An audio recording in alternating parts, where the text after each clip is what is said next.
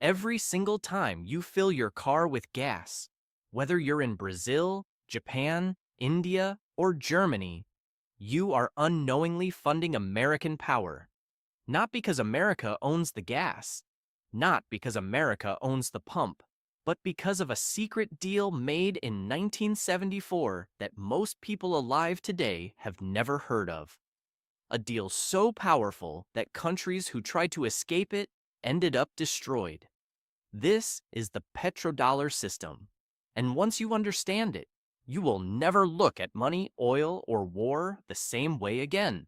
To understand the petrodollar, you need to go back to 1944.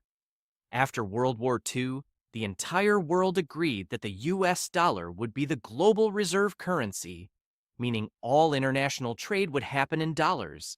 Every country needed dollars. This gave America enormous power. But there was one condition. The dollar had to be backed by gold. Every dollar printed had to have real gold behind it. Then America got greedy. By 1971, the US had been printing money to fund the Vietnam War and couldn't cover it with gold anymore. So President Nixon did something that changed the world forever. He took the dollar completely off the gold standard. No more gold backing. The dollar was now backed by absolutely nothing. Every other country panicked. If the dollar is backed by nothing, why would anyone keep using it?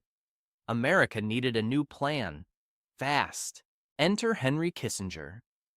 In 1974, America's Secretary of State flew to Saudi Arabia and made one of the most consequential secret deals in human history.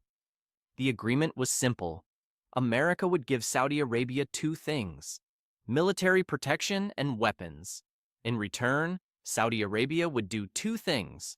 One, sell all of their oil exclusively in US dollars. Two, convince every other OPEC nation to do the same. Saudi Arabia agreed. Overnight, the petrodollar system was born. Here's why this was genius. Oil is not optional. Every country on Earth needs oil to function, to run factories, heat homes, move goods, power militaries. And now, the only way to buy oil was with US dollars. That meant every country on Earth had to stockpile US dollars just to keep their economy alive. Suddenly, the dollar had a new backing, not gold, but oil, the most valuable commodity on the planet. America could now print money freely, because no matter how many dollars they printed, the world would always need more of them to buy oil. Now here's where it gets dark. Several world leaders tried to break free from the petrodollar. Saddam Hussein announced in 2000 that Iraq would sell oil in euros instead of dollars. 3 years later, America invaded Iraq. Muammar Gaddafi proposed a gold-backed African currency to replace the dollar for oil trade across Africa.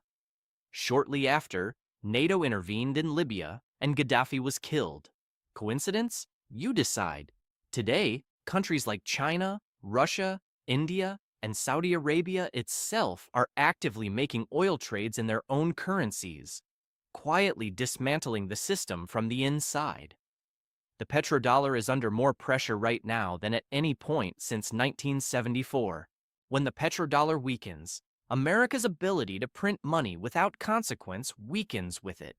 That means inflation. That means the dollar in your pocket buys less. That means the financial world you grew up in starts to shift. You are not outside this system. You are inside it.